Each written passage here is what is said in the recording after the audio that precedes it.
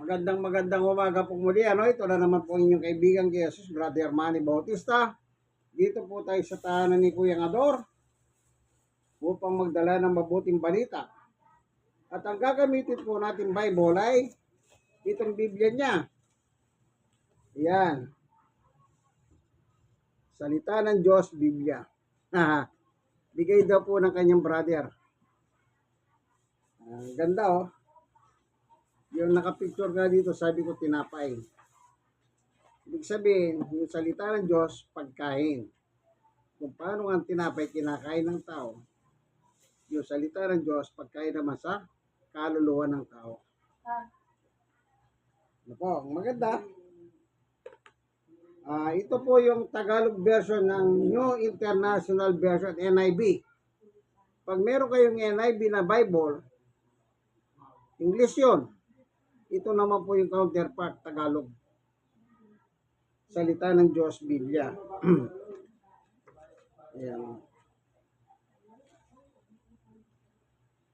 Nag-publish Touchlight Global Foundation Incorporated. Ayan. Kaya ninyo makikita po dito sa 4-4. Ito yung tinapay. O basahin natin ha. Hindi lang sa pagkain nabubuhay ang tao, kundi sa bawat salita ng Diyos. Sabi ni Jesus. Sinabi ni Jesus ito, ang kaharap si Satanas. Nako, yun po yung pagtutokso, panunokso ni Satanas kay Jesus. Na nagpasting si Jesus ng 40 dias. Siyempre, nasa kalagayan tao siya, nakaranas siya ng gutom. Kaya sabi ni Satanas, Jesus, kung ikaw ang anak ng Diyos, ito yung bato. May dalang bato si Satanas. Nanigurado si Satanas eh. Gawin mo tinapay.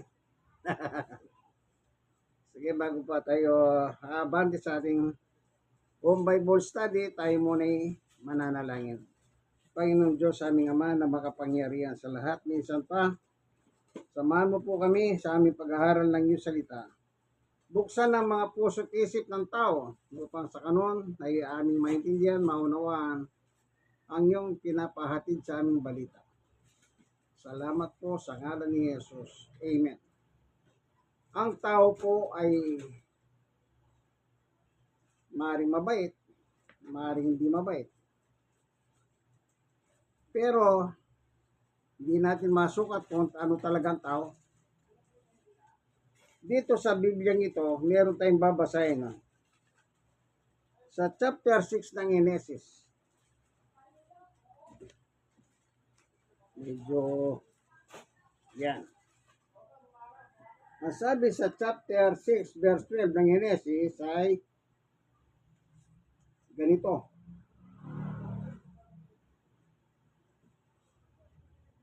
Nakita ng Diyos na lubhang masama ang mga tao sa mundo dahil ang ginagawa nila ay puro kasamahan. Genesis 6:12. Anong nakita ng tao ng Diyos sa mundong ito na kanya nilikha? Masamang tao. Masamang tao. Nabigo po ang Diyos. Kasi, ang gusto ng Diyos, sumunod sa Kanya. Ibig sabihin, kung susunod tayo sa Diyos, hindi tayo magiging masama. Pero nakita niya, laganap na po.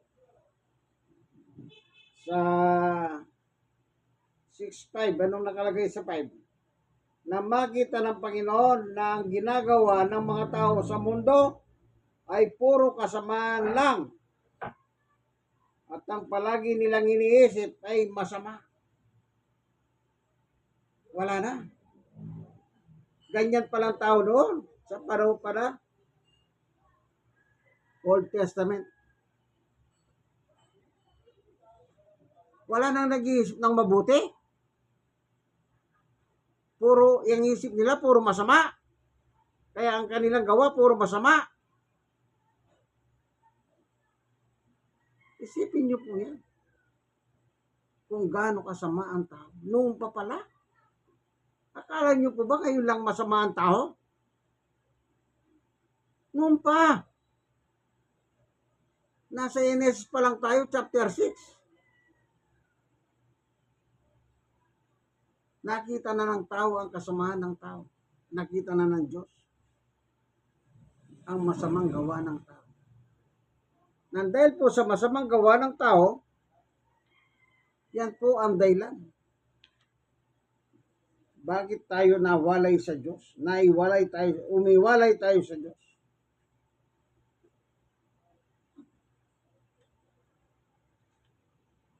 Sa chapter Isaiah 59 verse 2, ang sabi, ang inyong mga kasalanan ang siyang naglayo sa inyo sa Diyos. Kita niyo po. Ano daw po ang naglalayo sa Diyos, sa tao at Diyos? Kasalanan. Kapag ginagawa mo yung kasalanan, nilalayo mo pala ang buhay mo sa Panginoon Diyos. Nakakatakot po, kaibigan. Nakakatakot. Ang inyong mga kasalanan ang siyang naglayo sa inyo sa Diyos at iyong ang dahilan kung bakit niya kayo tinalikuran na tayo makinig sa inyong mga dalangin. Dumarating din po palang panahon hindi nakikinig ang Diyos sa tao. Ito, meron katibay, binasa natin.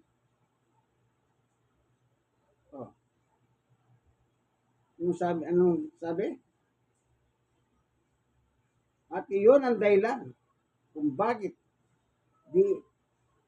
niya kayo tinalikuran at tayo na makinig sa inyo mga dalangin. Sometimes po kaya sabi ng tao, ay bakit hanggang ngayon hindi pa binibigay ng Diyos ang aking kahilingan? Yung po pala may dahilan. Yung kasalanan. Yung kasalanan.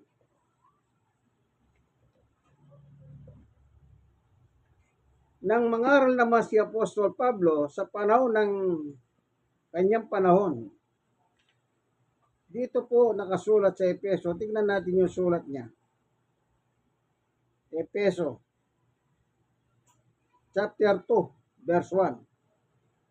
Noong una, itinuring kayo mga patay ng Diyos dahil sa inyong pagsuway, dahil sa mga pagsuway ninyo at mga kasalanan. Maliwanag ang sabi ni Pablo nung mangaral siya sa mga tao doon sa Epeso. Noong araw, sabi niya, ibig sabihin, nakita niya ang buhay nila masama.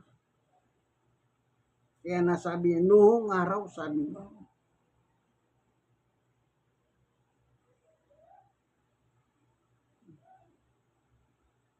Anong sabi niya? Sa 2, verse 1. Noong una. Hindi niya sinabi sa ngayon. Pati yung una, binanggit niya. Sa 2. Namuhay kayong gaya ng mga taong makamundok. Gaya ng mga makamundok. Worldly people. Nabubuhay sa bisyo. Yan ang mga taong worldly people. Makamundok. Sabi niya pa, sakop kayo noon ng kapangyarihan ni Satanas.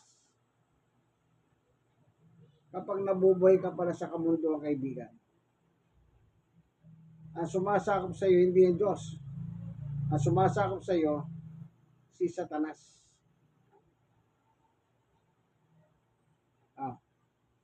Ang ari ng mga espiritong nag-ahari sa mundo, yung nag-ahari sa mga taong makamundo, si Satanas. Kaya pag nabubuhay ka sa bisyo, kaibigan, ang hari mo ay si Satanas. sabi niya. Binasa lang natin ang sulat ni Pablo. Tuloy natin.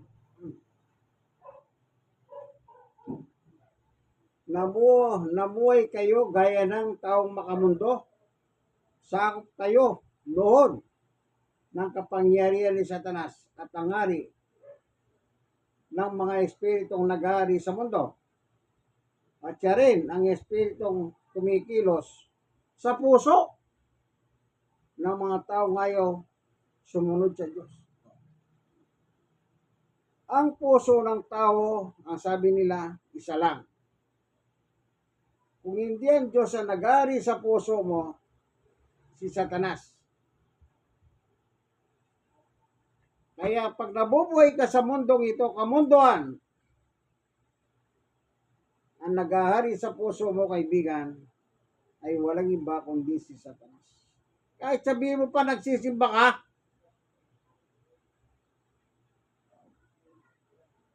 ako meron ko alam eh. Waiting Lord. Waiting Lord. Nagsisimba. Magdadala pa ng bulaklak. Oh, pero nung nga nabuhay, waiting Lord. Waiting yung suka. Taya. Sa ating batas, illegal yun. Nung araw, pagka may nagwe-waiting, pinahuhuli ng gobyerno. Pero ngayon, bakit sila malaya? Kasi, nakikita ko, may mga pulis na pupunta ron, datong.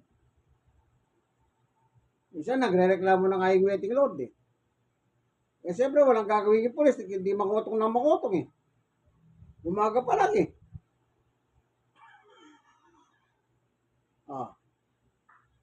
Pero gumiginawa buhay niya.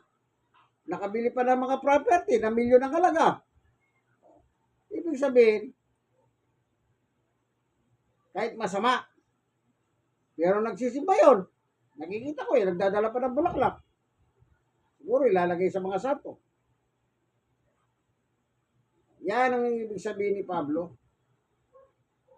Yung nabubuhay sa kabunduan. Yang sugal, kabunduan yan. Sugal din eh. Alam niyo po, ng panahon ng presidente di ba presidente si Gloria, Macapagal-Arroyo, taga Pampanga. Ang pumalit sa kanya, si Pinoy, na taga Tarlac naman, Kapampangan, pareho Kapampangan. Yung mga pari nagalit kay Pinoy. Yung mga pari no, panahon ni Gloria, mingi sila ng pera kay Gloria. Yung ibang pare, humingi ng sasakyan. Ang katwira nila, tutulungan daw nila yung mga parishioner nila. So, ginawa ni Gloria, binigyan ng pera, binigyan ng sasakyan. Saan galing? Sa pagkor. Ano yung pagkor? Sugalan. Kita nyo? Siyempre, hindi naman pera ni Gloria ibibigay dyan eh. Kumuha siya ng pera dun sa sugal. Ibinigay sa mga pare. Sabi niya sa madaling salita, nung presidente na sa Pinoy, sabi ni Pinoy, kayong mga pare, isuli ninyo yan. Kaya sila nagalit kay Pinoy. Sabi ni Pinoy, isuli nyo yan. Binawi ni Pinoy yung mga sasakyan sa mga pari na bigyan. Yung nabigyan ng pera, di mo ibabalik yun eh. Nagalit na yun. Nagalit. Sabi ng mga pare, tatanggalin daw si Pinoy sa pagkakatoliko. Nagbanta sila. Tatanggalin. Alam niyo po si Bishop Cruz, Oscar Cruz, ng CBCP, Catholic Bishop Conference of the Philippines. Emeritus Bishop Oscar Cruz. In-interview sa telebisyon, ang sabi niya, yang sugal immoral. Waiting. Ang sabi ng mga pare, ati ang kanilang kaisipan. Sa kabila na sinabi na ng kanilang emeritus na immoral lang ang suwan, nangatwiran pa yung ibang pare. Kita nyo? Ati, nagkaroon ng division sa mga pari.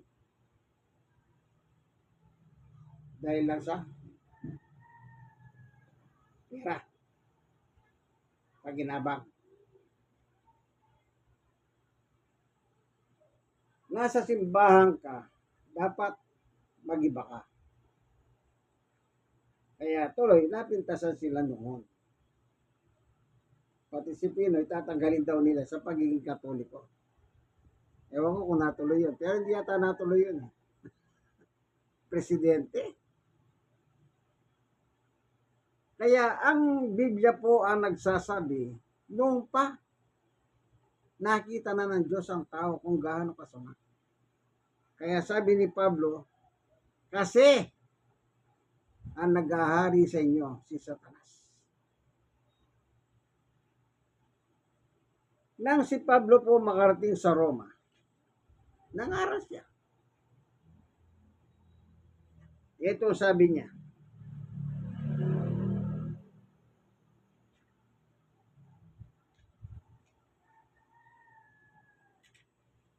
chapter 3,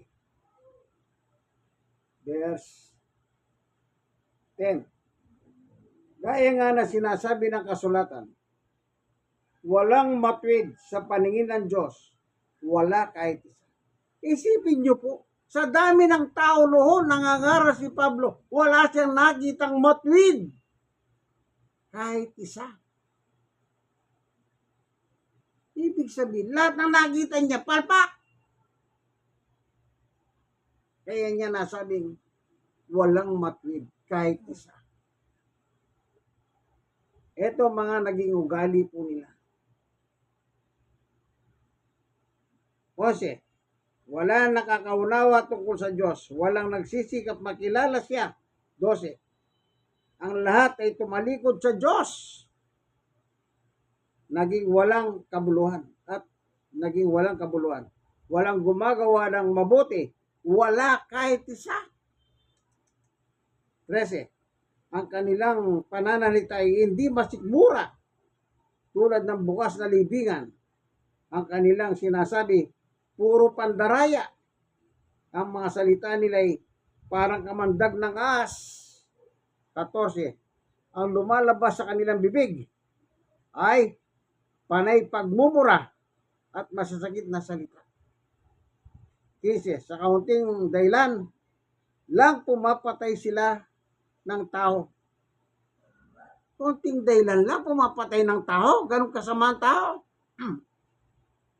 16. Kapahamakan at tinagpis ang dala nila kahit saan. 17. Hindi nila alam ang mamuhay ng mapayapa. 18. At walang silang takot sa Diyos. Kaya wala, sabi niya, kahit na isa, matwid. Yung pala, walang takot sa Diyos ang tao. Alam niyo po sa madalit salita, kung ang tao lang po may takot sa Diyos, sa totoo lang, kung may takot ang tao may takot sa Diyos, di sana magandang bansa natin. Di wala sanang grabe ang korupsyon. Kaya nga sabi nga ng nasa ibaba, halimbawa, ba't mo kinukurap yung pera ng barangay? Ano sabi ng barangay? Kung nasa itaas ka, kinukurap ang pera, kami pa. Di ba po ganyan katwiran? Kung nasa itaas ka, nagnanakaw, kami pa. Kaya nga po, kung may takot lang, sana ang tao sa Diyos. Sana napakayaman ng Pilipinas, kaibigan. Wala sanang mga pulubi. Wala sanang tao walang bahay. Hindi. Ang bahay ang kalsada. Ang bahay nasa ilalim ng tulay. Ang bahay yung gariton mismo. Ang bahay yung sidecar.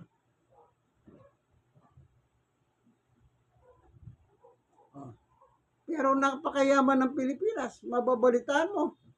Milyon, bilyon ang ninanakaw sa kaban ng gobyerno.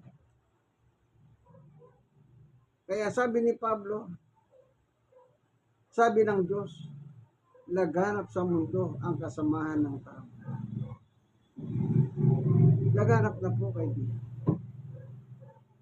Kaya hanggat may pagkakataon pa kayo kung nanonood ng video ito, isukong nyo na po ang buhay ninyo kay Jesus. Anin mo ng kayamanan mo kaibigan, pag namatay ka, di mo na madadala yan. Oo, masarap nga ang buhay mo, masarap ang pagkain mo. Eh, pag namatay ka, kakainin ka lang ng mga huwad sa lupa eh. O sige, huwag ka nang magpalibing, magpasunog ka. Pag nagpasunog ka, natural na, nakalagay ka na sa mali na lalagyan na ganyan, na jar. Baka 1 kilo ka na lang o 2 kilo na lang ang bigat mo, yung abo mo. Nakakita na ako ng gano'n eh. Bago nilagay doon sa jar, lalagay muna nila sa plastic. Yung plastic na ziplock. Ilang kilo lang yan, mga 1 kilo, 2 kilo lang yan. Ganun ka na lang kabigat, kaibigan. Pag nagpasunog ka, hindi ka naman makakain ng wood doon. Pero pinag-uusap, patay ka na. Wala ka nang magagawa, kaibigan. Kaya hanggat nabubuhay po tayo, anong sabi ng mga ngaral? Matakot kayo sa Diyos at sundin ang kanyang mga utos. Panguli, dito po sa libro ng mga ngaral, ganito po ang ating mababasa.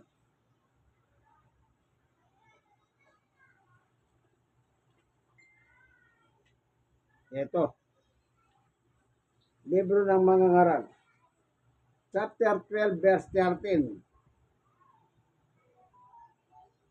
Ngayon, nabasa mo ng lahat ng ito. Ito ang aking huling payo. Huling payo. Matakot ka sa Diyos at sundin mo ang kanyang mga utos. Dahil ito ang katungkulan ng bawat tao. Huling payo, sabi ng mga ngaral ng Diyos. Matakot ka sa Diyos, sundin mo ang kanyang mga utos. Sapagkat ito ang buong katungkulan ng tao. Sinong tao? Lahat. Lahat ng taong buhay, nabubuhay sa buong mundo. Yan ang tungkulin natin. Ang alin? Matakot at sumunod sa Diyos. Salamat, Panginoon Diyos, sa iyong turo sa amin. Kaya po pala kami nagkakawindang-windang dahilan sa wala na po kaming takot sa iyo. Napakayaman po ng bansang Pilipinas. Pero ilan lang po nakikinabang. 75% mahirap. 25% lang po yung nakakahangat ng buhay. Tulungan mo po ang aming bansa, Panginoon Diyos, na sana mabago po ang aming panahon. Salamat po sa ngalan ni Jesus. Amen. Ito po ang inyong kaibigan kay Jesus, Brother Manny Bautista. Siya naman po si Kuya Ador, dating chairman dito sa kanilang barangay. Pero hindi na po siya nanunungkulan kasi nga meron siyang karamdaman. Pero biyaya ng Diyos, yung karamdaman niya, kung titignan nyo, mukha siyang walang sakit. Di ba? Biyaya na yun, nakakalakad yan. Nakakapunta pa sa Bulacan yan. Nakakapunta pa sa Batangas yan. Negosyante.